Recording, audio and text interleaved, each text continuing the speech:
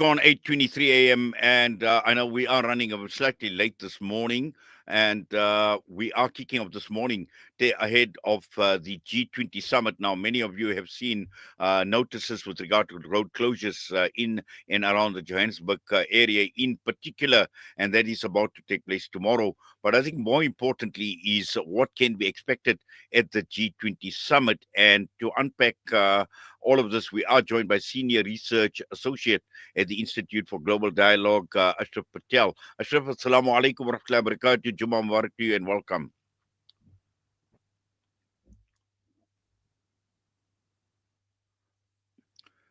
Yes, I think Ashraf has Jummah frozen. Mubarak, hope all is well.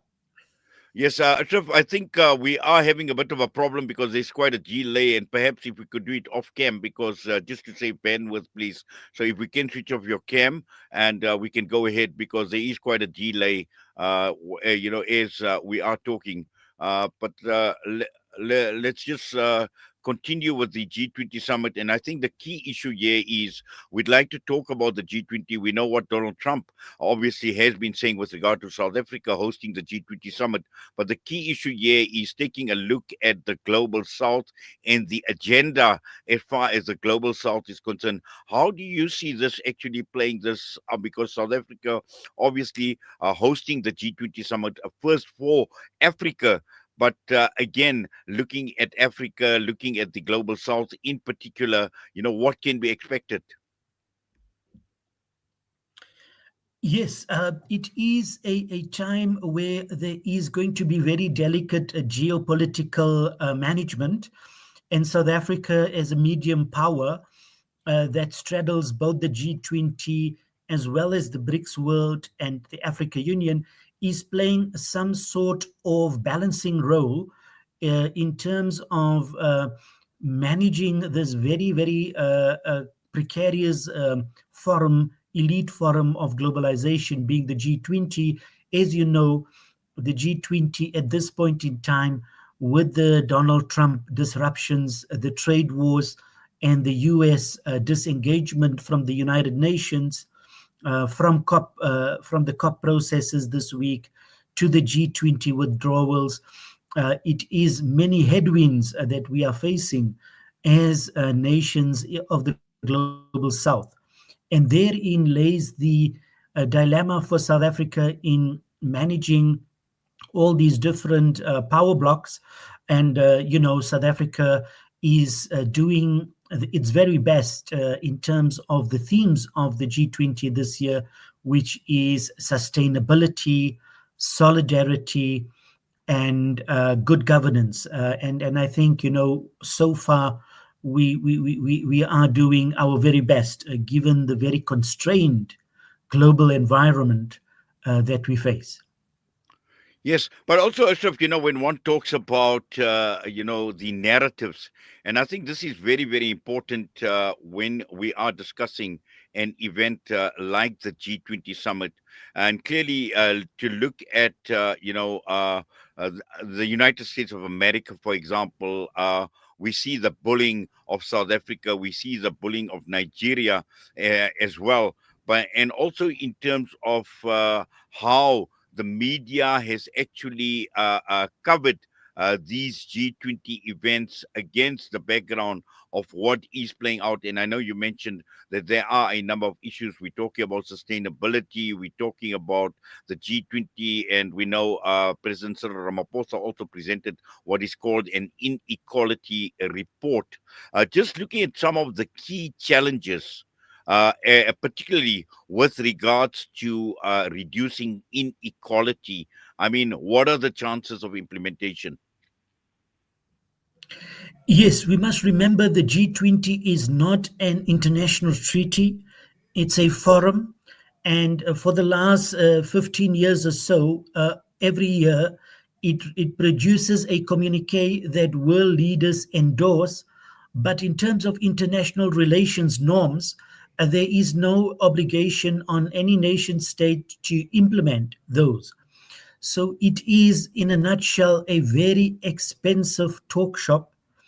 It may bring some level of prestige to the host nation, but it is very expensive because the G20, the host nation bears all the costs. And in a year where VAT is increasing, where there is increasing challenges of unemployment and debt, ironically, most of the Africa nations are in debt again. So it's back to the future, back to the wild 90s, when most of Africa was sunken in debt. And now we face huge debt rebellions by the Gen Zs in Kenya, in Madagascar, in Nepal, in different parts of the world. Cost of living is high. Elites are creaming the system. And with the introduction of AI and the fourth industrial revolution, there is shocks to the labor market, and many are not retrained to be trained in the world of the new economy.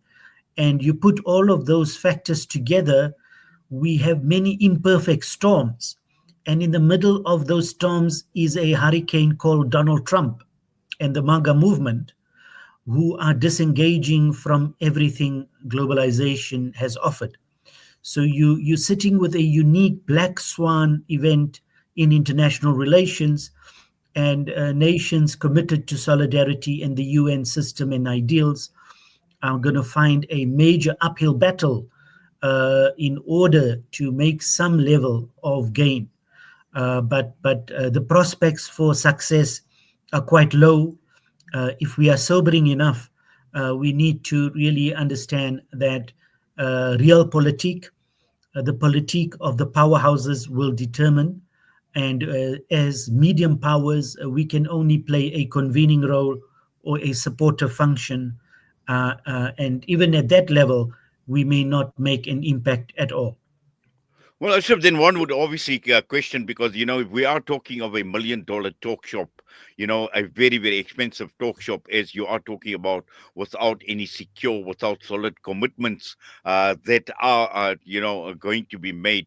What is the point? Is this just a public relations exercise? What is the point of even hosting a summit, particularly in a country like South Africa, where we are troubled in more ways than one, and particularly from an economic perspective as well, because this is a huge exercise. It's a massive exercise. What value is there going to be any value for South Africa even hosting a summit of this nature? Yes, remember, South Africa has been part of the G20 for the last 15 years. It's a member of BRICS as well, a founder member, but it has not managed to leverage these very privileged institutions in order to kickstart industrial development, in order to up our game and move up the value chains, both the global value chains in production or services or manufacturing or applications and technologies. So, we are fairly moderate or mediocre in terms of performance. And that is because of a number of factors in our domestic politics. State institutions are not strong. We don't have a strong training and development systems. We don't have service delivery institutions, be it electricity or training institutions that are meant to deliver. And on top of that is the high levels of crime. You put all of this together, you're not going to have a winning nation, and therefore hosting G20 may just give us some sort of idea of how to benchmark. And if we say it's an African G20, many IR scholars are skeptical, because it does seem the European Union are quite dominant in dominating the agenda and participation. So, for instance, the EU has always been a member of the G20 since inception. It's only now that the African Union is involved. But if you look at the invited delegates to the G20, of the 12 leaders, in addition to the 20 leaders, seven are again from the EU: Norway, Ireland, Spain, Switzerland, Netherlands. And then from Asia, we have Vietnam and Malaysia.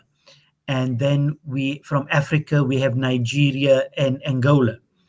And horror of horrors, the UAE president has been invited. Now, how can you invite the UAE president, who is part of supporting a genocidal force in Sudan at this point in time, that goes against the grain of the Africa Union peace and security and silencing the guns campaign?